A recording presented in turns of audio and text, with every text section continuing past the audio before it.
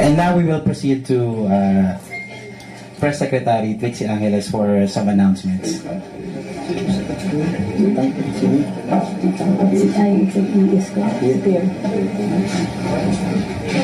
Secretary? Yes po.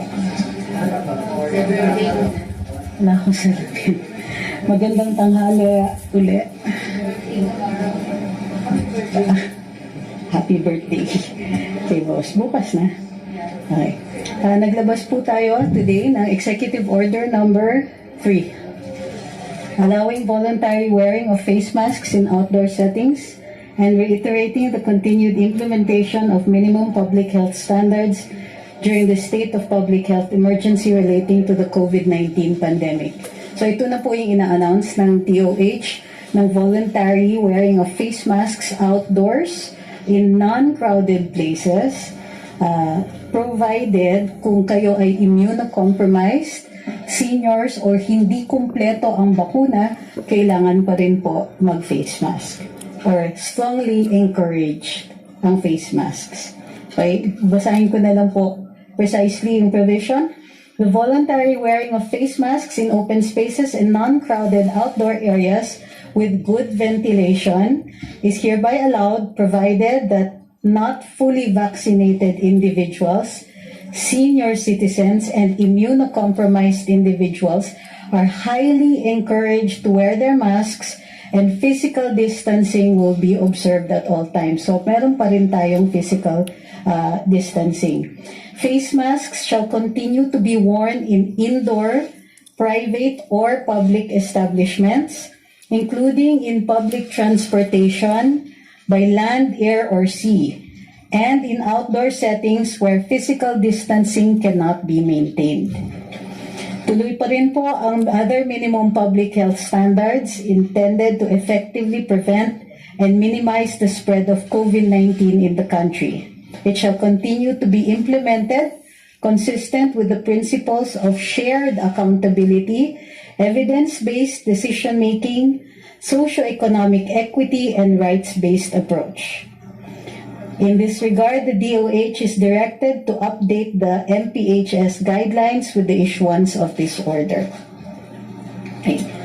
In addition to that, we're happy to announce that we are 6% away from the wall of immunity. That's why we're malakas na ang loob natin for face masks. Now, congruent to that as well, the state of calamity is extended for possibly 3 months, but only for the purpose of preserving the benefits under it, such as, but not limited to, the indemnification, hold on, para mas precise tayo.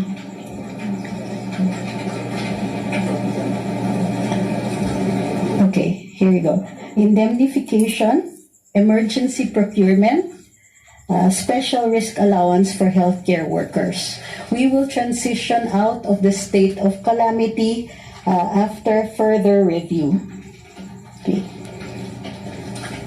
So, good news all around.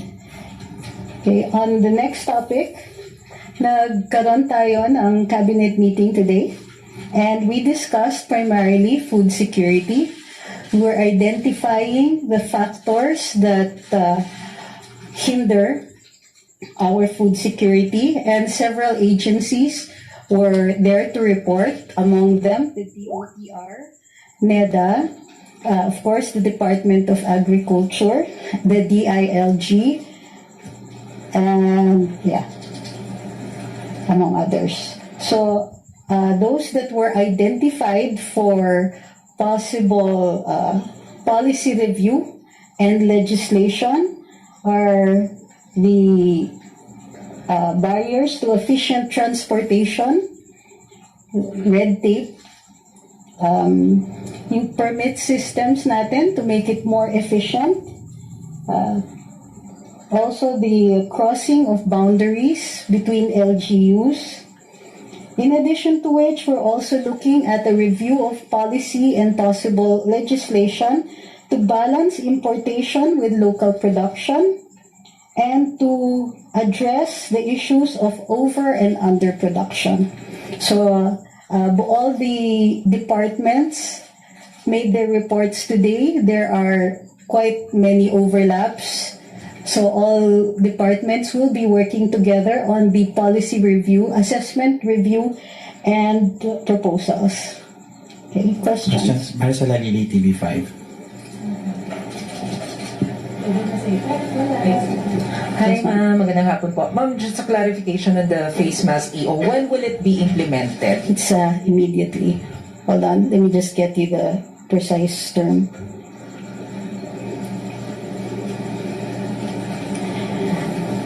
This order shall take effect immediately upon its publication in the OG or newspaper of general circulation. Nasa OG na po siya. Okay, ma'am. Ma'am, what made the President approve the recommendation for the voluntary wearing of face mask?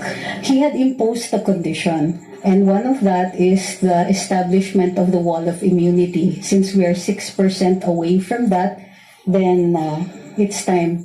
So we're doing this in stages, in phases, so that we also so that we can have feedback on whether or not these new policies are working and how to make them more efficient, so that hopefully by the end of the year we might be able to have to be voluntarily masked indoors as well.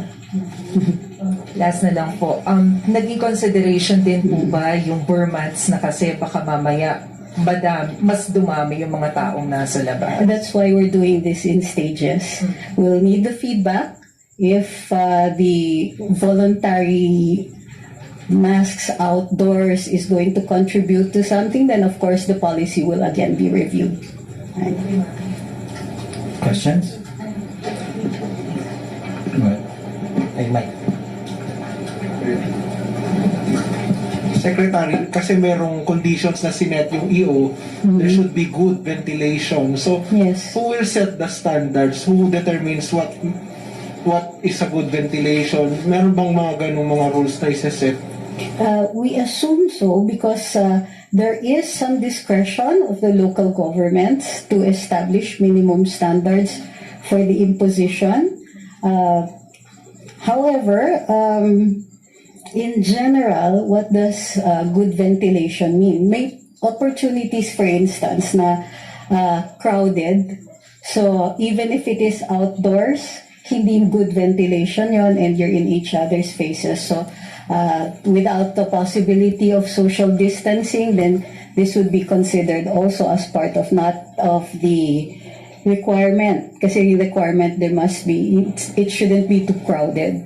So there are also instances now you would consider outdoors. What do we consider as outdoors? In some instances, you consider outdoors, okay lang roof, pero walang walls. In other instances, some people place like for example, under the no smoking law, in some instances, pagka sinabi mong outdoors, kailangan walang bubong. So it will be determined, normally things like these are determined by the local government kasi sila po ang enforcement in these instances. So the local government will play a key role in implementing this executive order, especially yung standards sa mga spaces na gano'n. That's usually the case. Even in all of the laws or legislation that we created pursuant to COVID, it was always the local government that has set the standards, except for those benefits that were given by the national agencies. Pero do you see the need for a unified standard? Kasi baka mamaya yung sa isang lugar, yung outdoor nila iba. So, do you think kailangan po ng national government na Well, let's see how it works. Diba? That's the reason we're doing it in phases, so that we have a feedback mechanism. We continue to listen to the people, what the needs are, and particularly also to understand that local needs also differ. So we have to balance the creation of a uniform standard with the needs of the locals. Salamat, Sir. Thank you, Ace. Next, Pia Gutierrez, ABS-CBN. Ay ma'am, can we clarify dun sa EO? Kasi nabanggit po ni Yusek Vergere kanina doon sa Congress that they agreed to make masking to be optional only for those who are non-vulnerable. That's what it says here. Who are vulnerable? Senior citizens, immunocompromised, those with no complete immunization. So, ibig sabihin, ma'am, it's still mandatory for them to wear masks. The executive order says highly encouraged. So, it will be, well, that's what it says there. So, I think we may have to work that out with the USEC. Thank you po. Eden. Ma'am, regarding yun lang po dun sa UN General Assembly na dadalhan ni PBBM this September, ano na po yung ginagawang paghahanda ng Pangulo regarding this? And syempre tomorrow ay birthday po niya. Meron bang plano ang ating Pangulo for his birthday? I-announce po namin later on. With regard to the trip, there will be a special briefing for that one. Possibly, I think Thursday, no? Before we leave. So, as for his birthday celebration, syempre mahirap mag-discuss.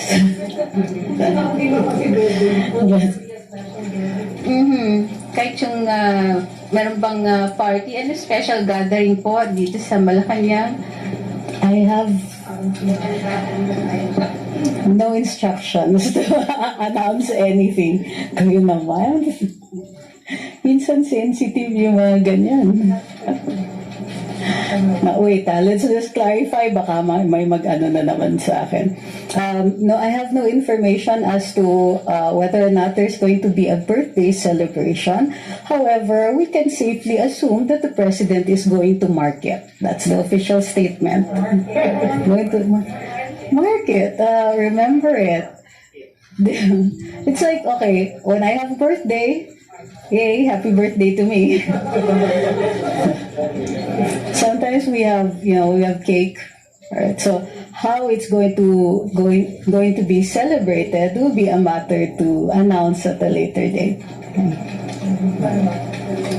Okay, Anna Felicia of GMA News Online. Good afternoon, ma'am. Hi, ma'am. Yes, ma'am. Reaction lang po ng Palace regarding the call of Human Rights Watch for UNHRC member states to adopt a strong resolution kasi they express concern po na EJK still continue under the Marcos administration. Any comment lang po from Palace? None. No comment, no reaction. Thank you, ma'am. Okay, Kat Domingo, ABS-CBN. Ma'am, on the cabinet meeting, were there specific crops or kinds of meat or fish that the government will prioritize? We're looking at food security in general. So of course, while there's certain certain crops that were discussed, such as but not limited to rice, we're looking at things that cross what kind of crops we're looking at. It's not just even crops. We talked about pork, we talked about fish, rice, vegetables in general. So there are several proposals, many of which we'll be happy to announce at a later date once we have all of the details. But the recognition of the problem is step one, as well as the proposals by our various cabinet officials regarding policy review and legislation. So these are what we're going to set, either if it's for legislation, priority legislation, and if we're going to look at policies that do not require legislation, we're going to do that immediately. We just need all of the various agencies just need to work out the standards between themselves. Okay, last question from Delis Hamito, Bombo Radio. Hi ma'am, may nakaschedule po ba na courtesy call yung si Miss Alex Iala after winning the US Open Youth kay President BBM? May coordination na po ba? Wala pa po tayong information on that. She's not a resident. So we have to, if there was an opportunity, I'm sure the president would love to have her over. But let's see. We don't have any details or if she even has time. So let's find out first. Okay, Sec follow-up lang. Follow-up po dun sa question ni Kat. May progress report po ba ang Cabinet Secretary specifically from the officials of the DA tungkol dun sa ilang mga bagay na, ilang mga crops or products na may kakulangan tayo previously. Sugar, white onions, salt, for example. Meron po ba tayong, are we making progress in those particular areas? Well, the DA has never been remiss in bringing out the information. You really should check out their website. Tuloy-tuloy yung pagbibigay nila on those ongoing programs. Today's cabinet meeting was primarily to address the issues of the efficiency of our, for instance, transport of food, getting from the farm to the market, balancing our imports with local production, and so on. So in relation to very particular crops such as, but not limited to, sugar, these are already, we have constant updates from the DA. So we just need to check out their website. Magaling yung spokes nila. Okay, maraming salamat po, Press Secretary Atty. Trexie Cruz Angeles. Maraming salamat, malaki ng press corps. Gusto.